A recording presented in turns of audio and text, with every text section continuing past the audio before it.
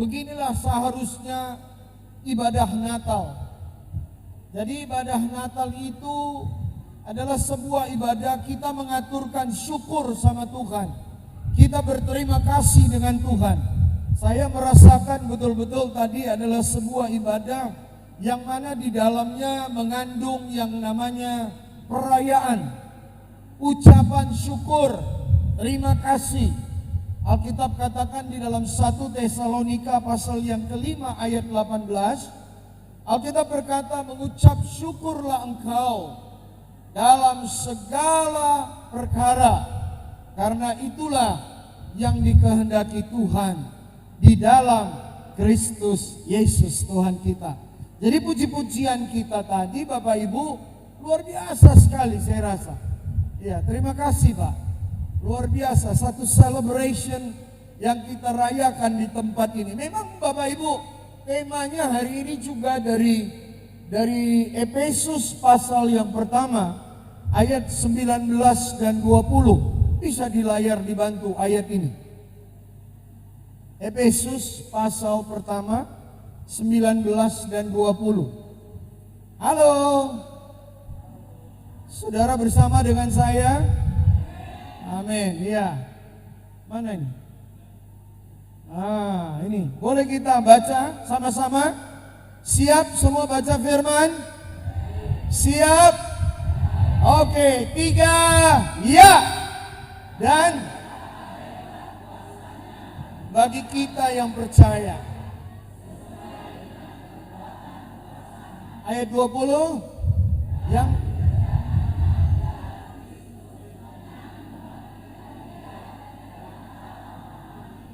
dan mendudukan dia. Oke. Hidupmu mau lebih baik enggak tahun depan? Mau enggak? Kesehatanmu mau lebih baik tahun depan? Rumah tanggamu mau baik? Ekonomimu mau baik? Oke, sekarang simak firman Tuhan. Udah dengar semua? Simak, orang yang mendengar belum tentu menyimak. Makanya orang yang banyak mendengar firman Tuhan, keluar dari sini yang dia ingat cuma nyanyi-nyanyi saja. Ya, menyanyi itu bagus, puji Tuhan. Tetapi kenapa orang Kristen hidupnya jatuh bangun? Karena dia tidak berakar di dalam kebenaran firman. Alkitab katakan, jikalau engkau mengenal kebenaran, maka kebenaran itulah yang memerdekakan hidupmu. Yesus berkata, akulah jalan dan oke. Di sini hanya beberapa poin saya bagi. Dengar, Alkitab katakan betapa hebat kuasanya. Hebat kali kuasanya. Benar enggak saudara? Manusia saudara dan saya adalah manusia yang bobrok, tidak layak lagi, tidak pantas lagi untuk datang sama Tuhan. Benar enggak saudara? Dari ujung rambut sampai ujung kaki kotor semua. Kotor. Gak ada orang di sini, sunyi senyap tiba-tiba. Kotor, manusia ini kotor. Anda dan saya hari ini hidup karena kemurahan Tuhan. Mengucap syukurlah dengan dia. Makanya Alkitab katakan mengucap syukurlah betapa hebat pemeliharaannya dalam hidupmu dan hidupku. Rumah tangga kita diberkati, anak cucu kita diberkati menjadi orang-orang yang berhasil. Anda tidak perlu membuat sebuah pertanyaan, kemana arah anak putra putrimu. Tetapi Alkitab katakan saudaraku, anak cucu orang benar akan menguasai bumi.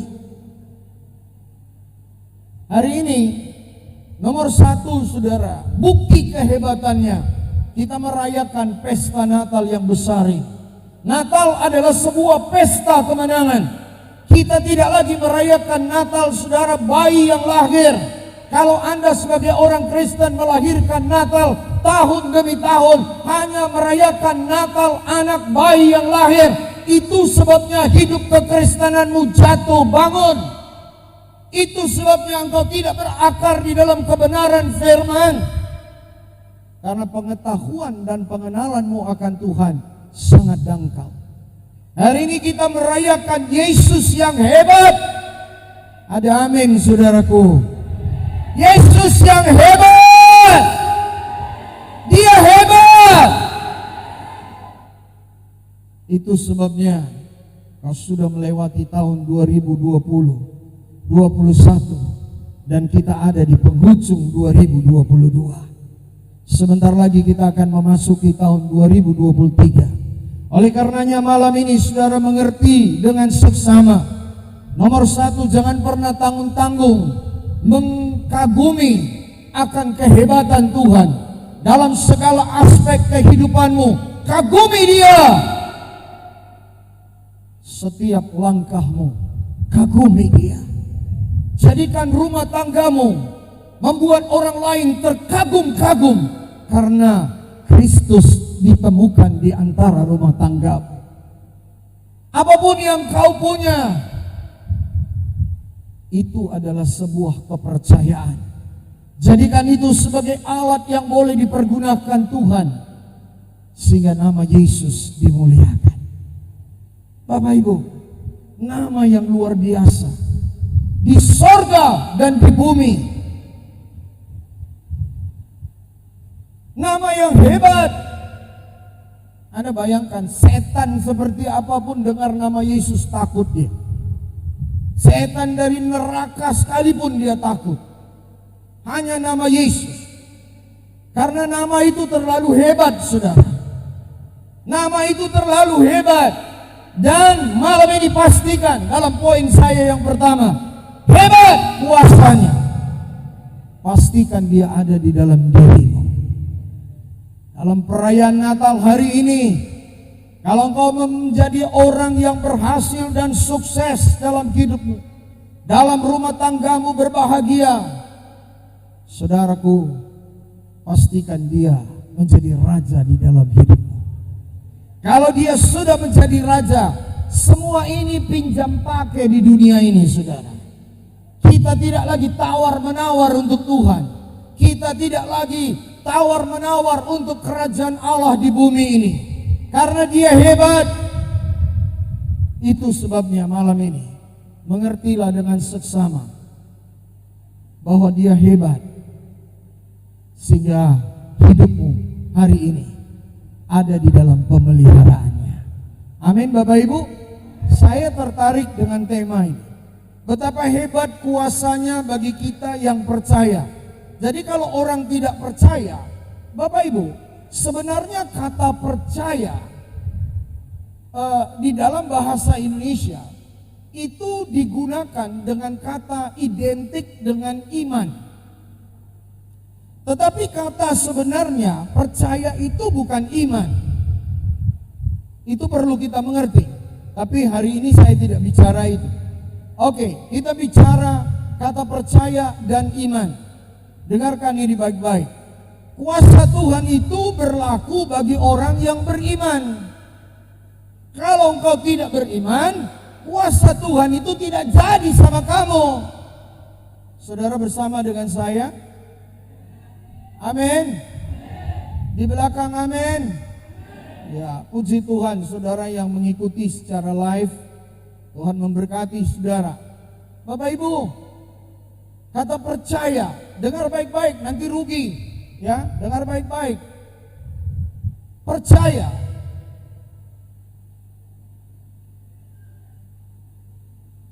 Roma 12 berkata, Roma 10 maksud saya, ayat yang ke-7. Coba bantu dulu. Ayat yang ke-7 atau 17 mungkin. Bisa yang pegang agak kencang sedikit. Roma 10:17. Ayo supaya kita bawa pulang berkat dulu. Ini dia, ya. Siap? Baca sama-sama. 3, ya.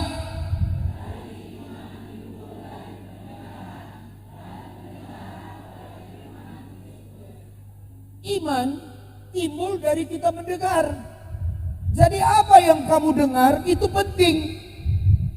Penting diseleksi. Tidak semua perlu didengar. Ada kadang-kadang udah tahu pun kita pura-pura gak dengar aja, kita pergi. Masih bersama dengan saya. Jadi Bapak Ibu, apa yang membangunkan hatimu untuk Tuhan? Apa yang membuat hatimu semakin kuat di dalam Tuhan?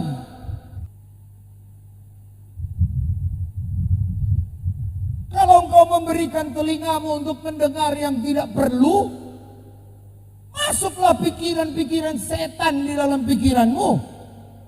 Percokollah di hatimu, iri hati, cemburu, dengki. Orang beriman mana ada paket iri hati, cemburu dan dengki. Karena orang beriman adalah orang percaya. Bagi dia tidak ada yang mustahil.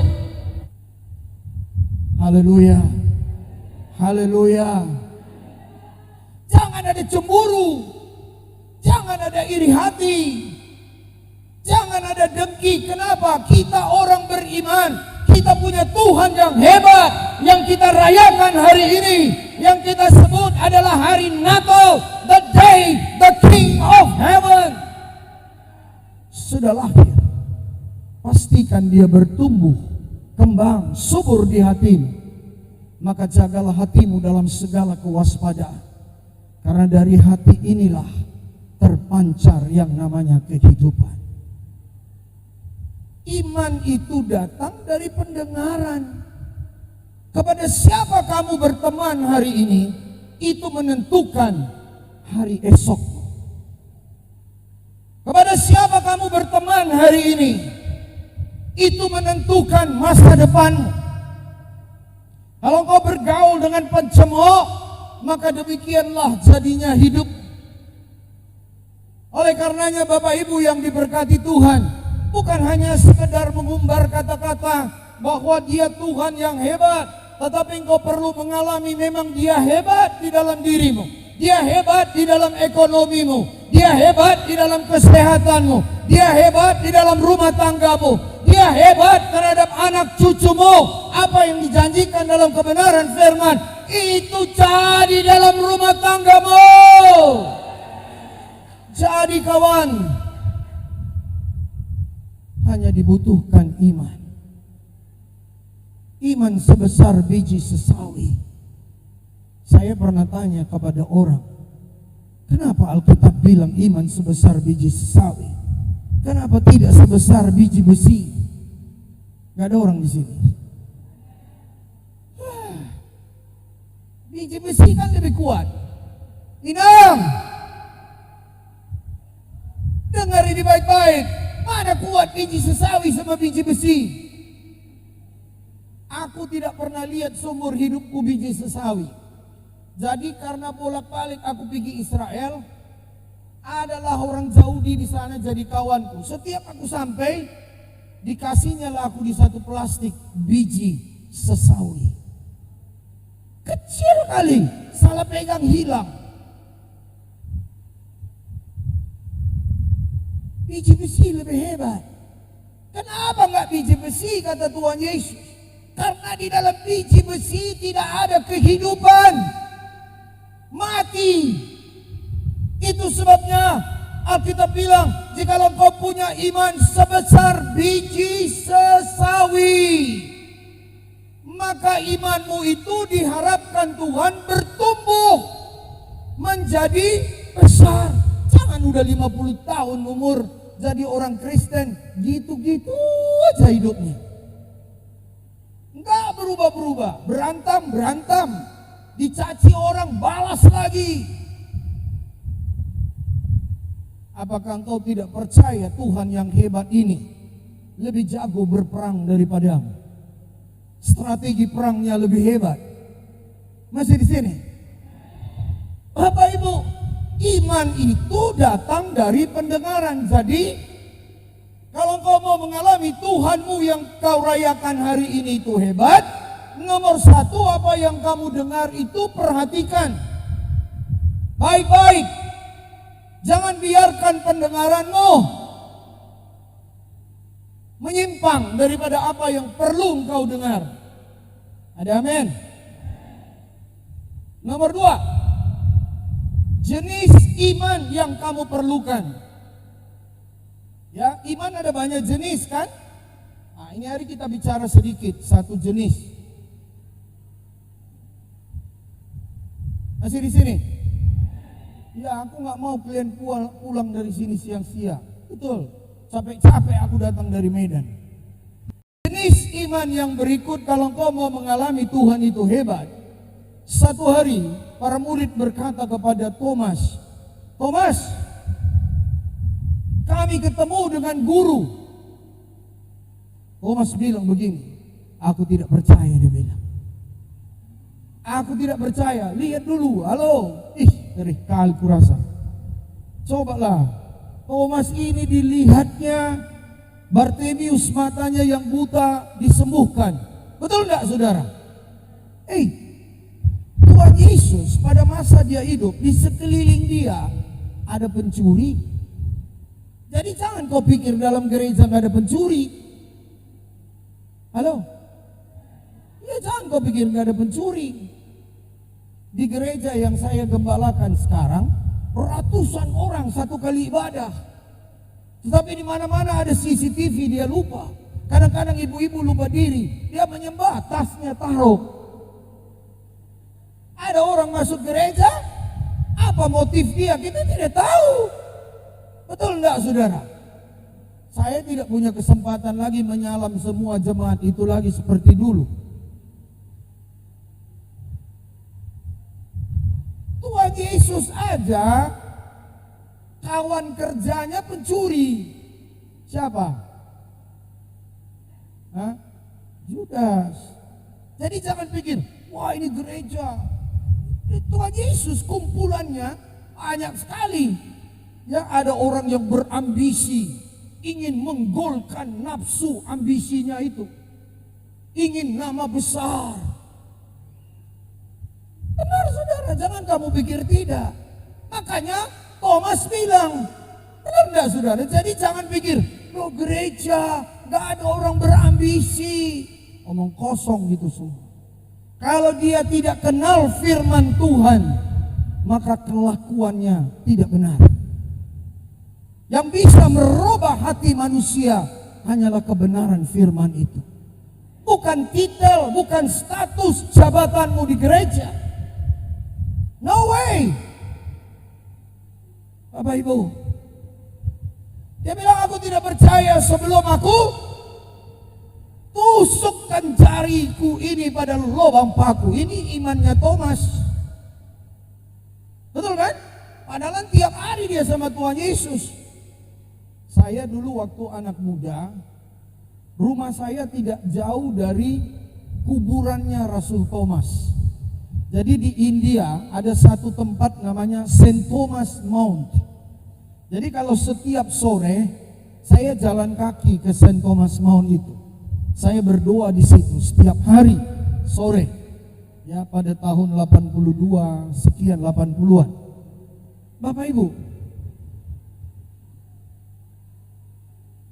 Paulus bilang dalam 1 Korintius pasal yang kelima ayat yang ke-7. 2 Korintius ya, coba buka. Buka 2 Korintius 5 ayat 7. Apa ini? Kalau saya tidak salah 2 Korintius 5 ayat 7. Betul. Sama-sama kita baca. Aku mau kalian baca Alkitab saudara, amin. Omongan saya boleh kalian lupa, tapi Alkitab ini jangan lupa nanti. Sama-sama kita baca, siap? Ya, 3, ya.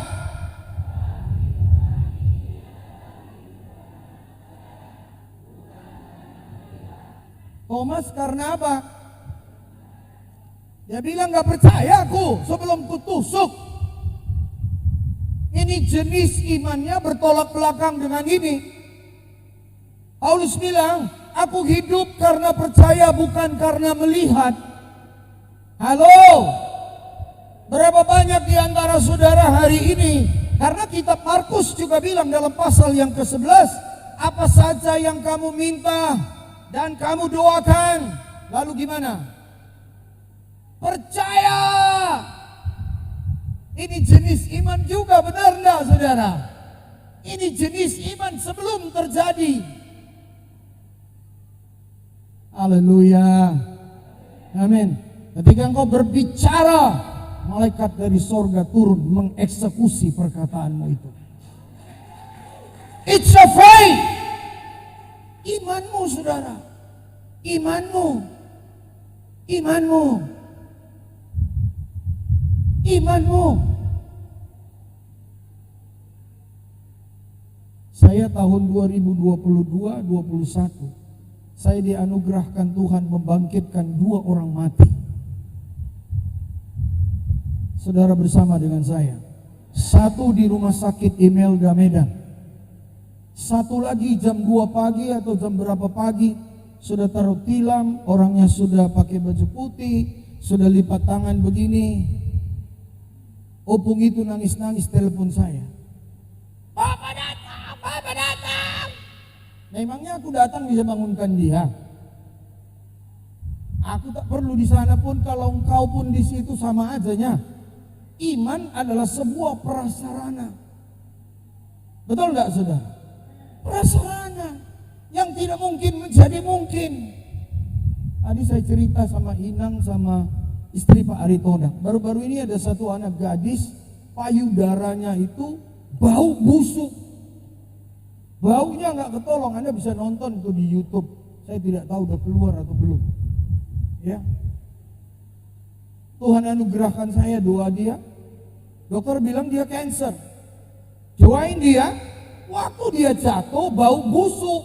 Sebelahnya ketepatan duduk seorang dokter medis. Ya. Saya pergi doain lain, saya balik lagi, saya angkat dia. Waktu saya angkat bau busuknya hilang. Halo.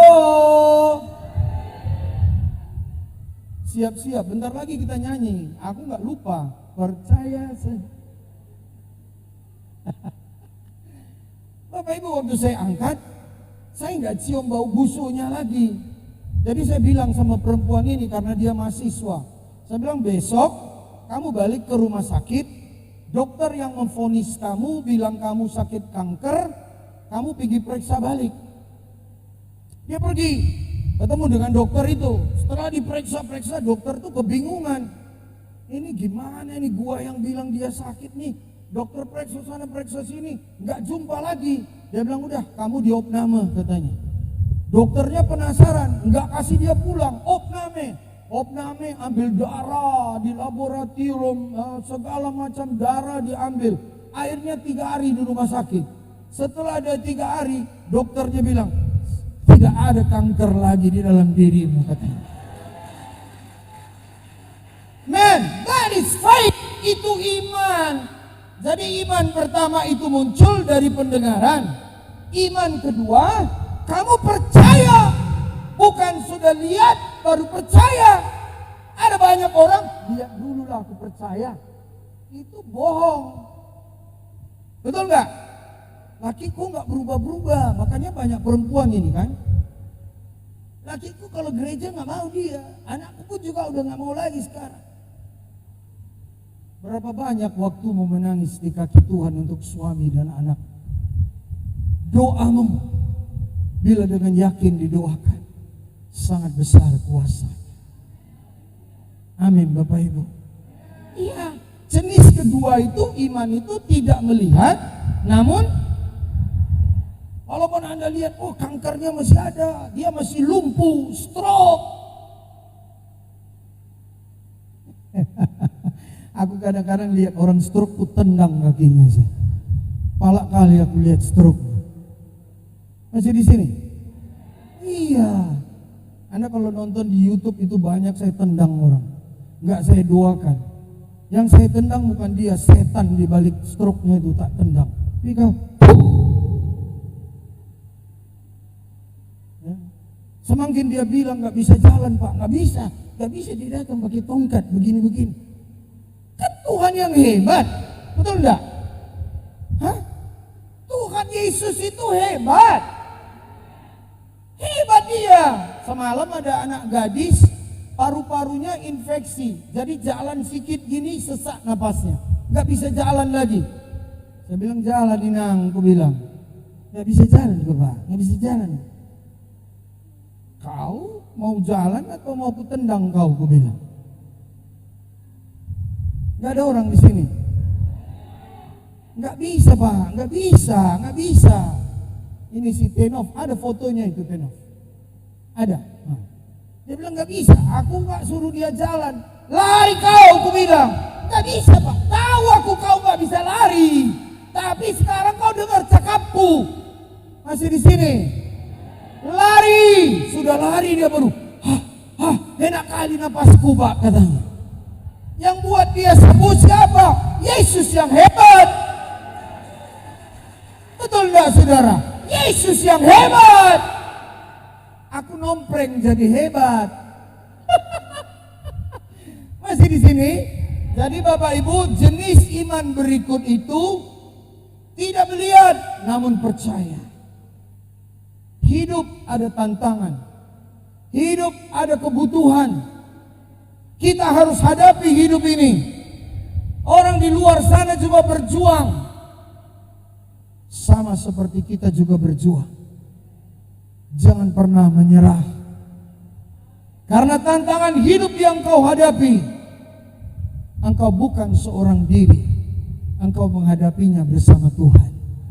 Amin saudara. Orang di luar sana sendiri. Orang di dalam sini. Karena engkau orang beriman, engkau bukan seorang diri. Engkau menghadapinya bersama dengan Tuhan. Haleluya. Jika engkau menghadapinya bersama dengan Tuhan, maka engkau akan cakap menanggung segala perkara. Itu sebabnya malam ini saudara, dalam perayaan Natal kita malam ini, jenis iman yang saya pesankan ada dua. Nomor satu, pastikan apa yang kamu dengar. Jadi mulai hari ini, kalau ada orang datang ke rumahmu, dia gedor pintu, Eda, tahu nggak kau Eda? Mama si Butet itu tadi berantem. Tutup pintumu rapat-rapat, jangan buka lagi. Masih di sini? Nggak ada waktuku lagi. Itu udah selesai. Bulan November lalu aku buka pintu untuk itu. Sekarang kalau dia datang ke rumah, dia bilang, Eda, Mama Butet lari. Ayo, mari masuk, berlutut, kita berdoa untuk Mama Butet bilang. Amin. Apa persoalannya? Mari kita doakan bilang. Karena kita sama-sama orang percaya, maka perkara-perkara besar akan terjadi ketika orang percaya bersahati berdoa. Tangan Tuhan bergerak ketika engkau bersahati berdoa. Amin saudara. Jadi tidak lagi kumpul-kumpul menjelekkan orang, menceritakan orang. Karena kita percaya Tuhan memikirkan yang baik terus yang malam terhadap hidupmu dan terhadap setiap kita. Amin Bapak Ibu. Nah yang ketiga terakhir ya, cukup kan? Terakhir, kuasanya hebat. Imanmu juga harus hebat. Betul enggak? Nah, jadi kalau imanmu hebat, hidupmu harus benar. Ada orang bilang begini, katanya gereja sukses itu dilihat gedungnya. Gereja sukses itu dilihat jumlah orang yang datang. Gereja sukses itu dilihat dari perputaran uang yang berlangsung di gereja itu. Nonsen itu semua. Masih di sini? Itu secara sistematis. Tetapi untuk apa mati rame-rame masuk neraka? Pendetanya pun masuk neraka. Halo? Marah ya kalian sama aku ini? Diam-diam. Itu dimulai dari pendetanya lah, turun ke bawah. Dari kepala janggut, terus ke jubahnya mengalir. Betul kan saudara? Dari perbuatan hidupnya. Kalau dia datang, orang merasa belum pun dia ngomong, imannya sudah membara. Haleluya. Nomor satu, Tuhan Yesus hebat. Amin. Jadi jangan ada lagi yang takut kalau kamu punya kawan hebat. Betul? Coba kalau ada tulangnya jenderal, ada yang takut di sini. Kasih tahu turun jenderal. Betul nggak? Sombong kali dia kan? Tapi hari ini kamu punya jenderal di atas jenderal, namanya Yesus. Jangan takut menghadapi hidup, jangan takut menghadapi penyakit, jangan takut kau tidak punya beras, jangan takut kau tidak punya uang di dompet, karena Yesus adalah sahabat yang sejati. Dia tidak pernah lupa siang dan malam memikirkan kau. Dia meninggalkan surga menjadi manusia. Dia mencari engkau dan aku. Dia Tuhan. Dia tinggalkan surga jadi manusia. Betapa hebatnya kamu jadi. Jangan takut menghadapi hidup. Nomor 2, hebatnya itu berlaku bagi orang beriman. Kita lihat hari ini 2 jenis iman. Betul? Iman itu datang dari kebenaran. Mulai hari ini jangan mau dengar kalau orang datang ngomong kosong ya. Masih di sini. Kalau kau dengar 1% masuk di pikiran, malam nggak bisa tidur, hatimu kacau, kemudian tidak bisa berdoa. Amin. Jadi iman lain yang kita lihat hari ini, percaya sekalipun tidak, ya, percaya saja. Ya kan, benjol di sini, stroke di sini. Kata Tuhan kau apa bahasa katanya? Keluar kamu sana dulu. Nah di sini tempatmu, salah alamat dia. Masih di sini?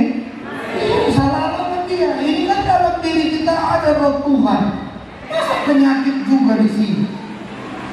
Hah? Saya kalau ada capek-capek, kurang enak, saya bilang, dengar. Sini salah alamat, bukan di sini tempatnya. Di sini ada roh Tuhan Yesus.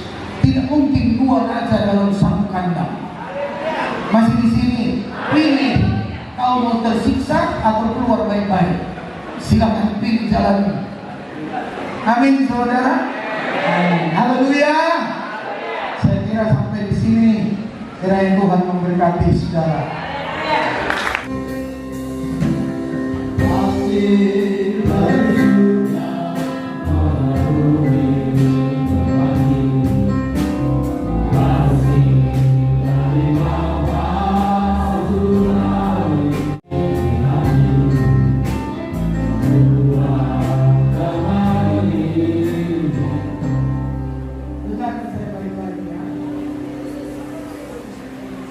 Bapak Ibu, saya bukan penyembuh. Garis bawahi kalimat saya. Ya, saya bukan penyembuh. Alkitab bilang imanmu lah yang menyelamatkan. Ayat firman Tuhan tadi jelas, mukjizat terjadi bagi orang percaya. Kalau kamu percaya, maka jadi. Bapak Ibu, saya teringat ini Pekanbaru. Ada satu supir truk Pekanbaru. Baru saya lihat anak ini, saya teringat. Dia lumpuh total, sudah kemana-mana. Sampai istrinya sendiri tinggalkan dia. Istrinya kawin lagi. Ini orang, entah bagaimana tahu tempat saya dibawa. Ingat, sekali lagi, yang menyembuhkan Tuhan Yesus. Amen. Waktu Tuhan dan waktu saya tidak sama. Nah orang ini lumpuh total, 6 bulan dia setia.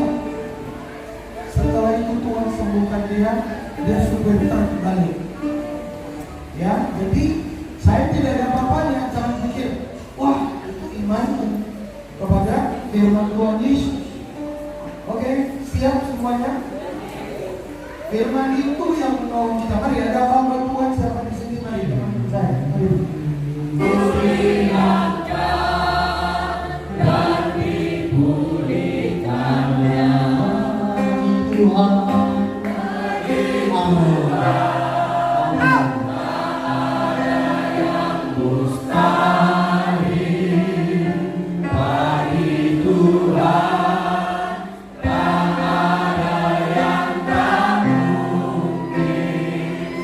Mujizat